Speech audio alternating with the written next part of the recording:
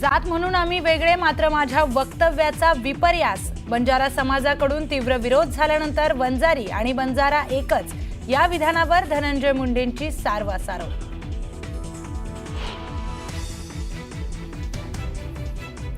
लोकप्रिय घोषणांमुळे राज्यावरील कर्जाचा बोजा वाढल्याचं समोर. कर्जाचा आकडा 9,32,242 कोटींवर पोहोचण्याचा वित्त विभागाचा अंदाज.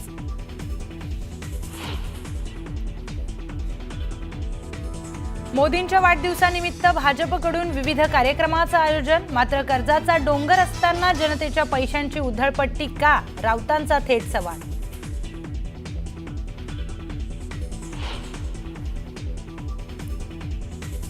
सर्वाधिक भ्रष्टाचार कौशल विकास खात्यात. बोगस नावं असलेल्यांना पैसे वाटप. राऊतांचा आरोप. तर आरोप करणारे सुद्धा जामिनावर. नवनाथ बन यांचा राऊतांना टोला.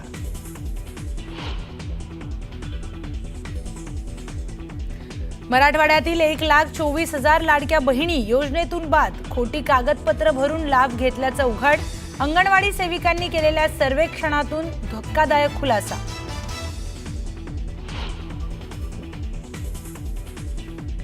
एल्फिस्टन पूल पाडण्याला स्थानिक रहिवाशांचा विरोध. राज ठाकरेंची भेट घेत मांडली भूमिका. राज ठाकरेंच्या भूमिकेकडे सर्वांचं लक्ष.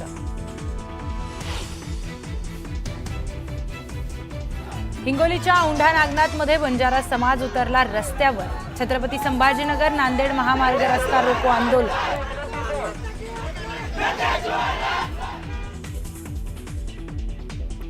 सातपुडा पर्वत रांगेत ढगफुटी सदृश्य पाऊस. पर्वत रांगेच्या पायथ्याशी असलेली गावं पाण्याखाली. नदीला पूर आल्यानं शेतीचं मोठं नुकसान.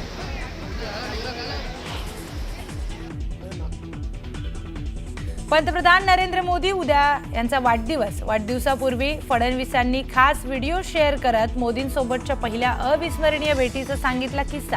मोदींच्या प्रेरणादायी भेटीची सांगितली आठवण.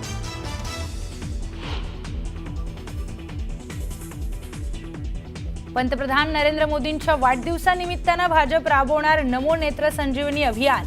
राज्यातील 1,00,000 लोकांचं मोतीबिंदूचं ऑपरेशन करणार. प्रदेशाध्यक्ष रवींद्र चव्हाणांची घोषणा.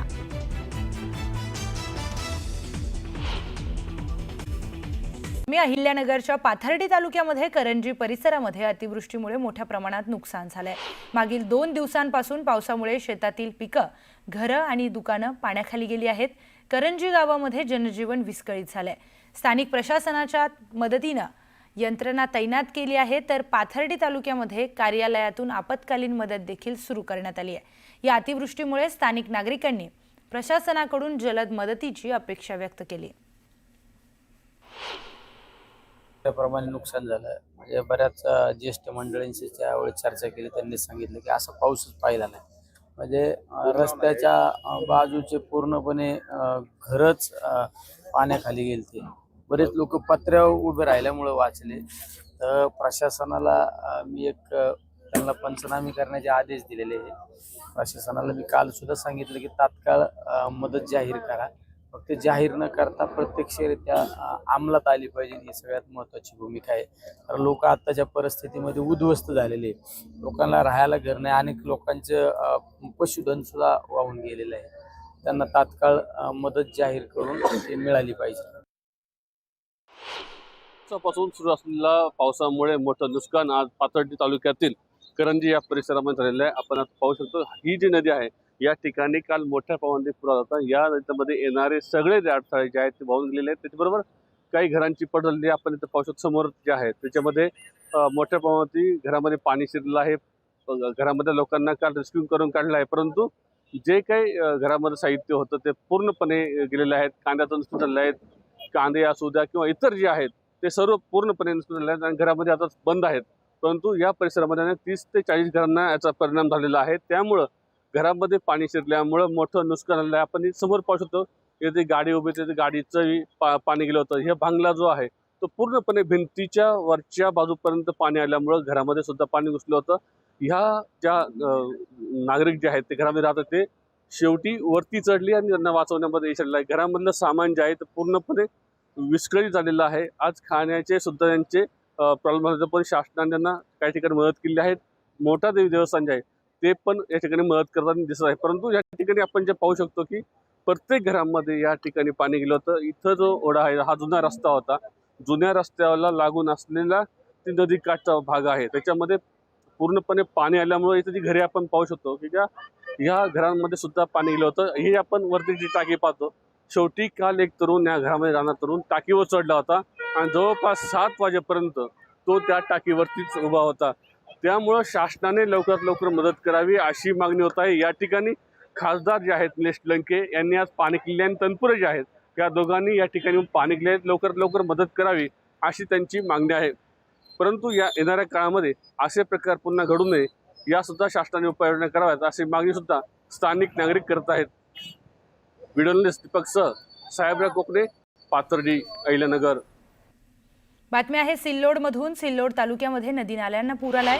पूर्णा नदीने रौद्र रूप धारण केलंय। नदीचं पाणी बोरगाव सारवणी गावामध्ये शिरलंय।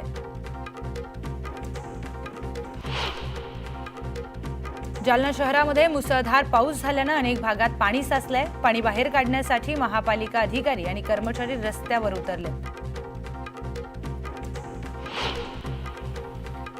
जळगाव जिल्ह्यातील जामनेर तालुक्यातील जळगाव जामनेर मार्गावरील चिंचखेडा परिसरात नाल्याला मोठ्या प्रमाणामध्ये पाणी आल्यानं वाहतूक ठप्प झाली। अचानक आलेल्या पाण्यामुळे रस्त्याच्या दोन्ही बाजूला वाहनांची मोठी गर्दी झाली आहे। त्यामुळे वाहन चालकांना मोठ्या गैरसोयीचा सामना करावा लागतोय।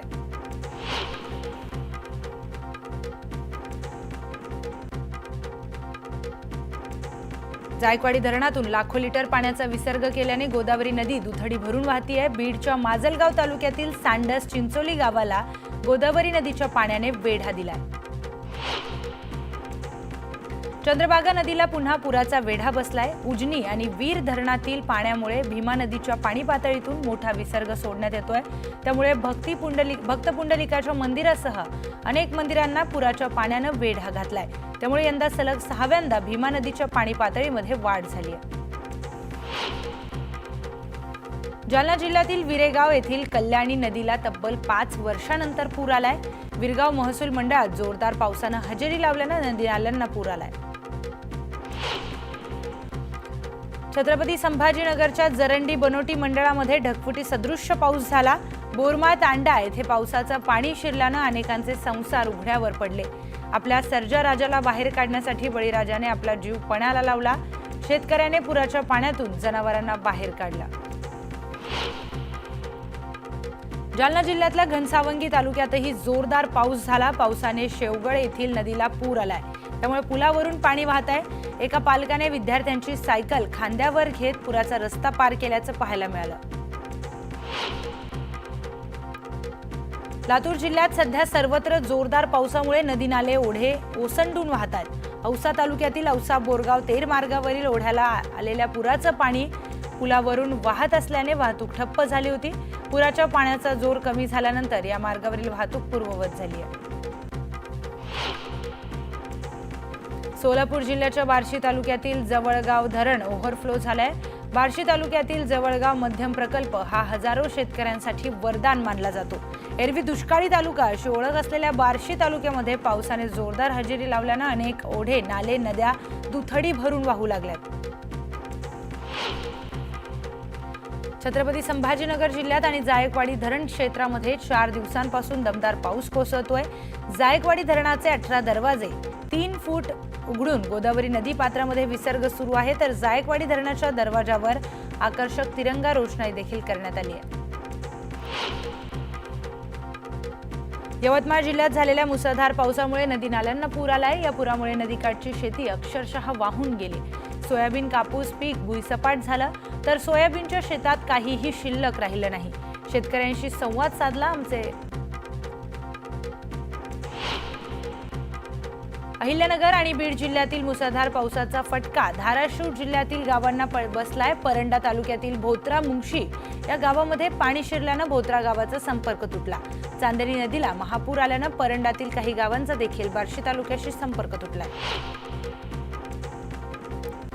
दक्षिण सोलापुरामध्ये पुन्हा एकदा पावसाने जोरदार बॅटिंग केली। सीना नदी परिसरामध्ये पूरसदृश्य परिस्थिती निर्माण झाली आहे। औराद संजवाड पूल पूर्णतः पाण्याखाली गेल्याने औराद परिसरातील गावांचा संपर्क तुटला. एका तरुणाने जीव धोक्यात घालून पूल ओलांडण्याचा प्रयत्न केला. स्थानिकांनी दोरीच्या सहाय्याने त्याला सुखरूप बाहेर काढलं.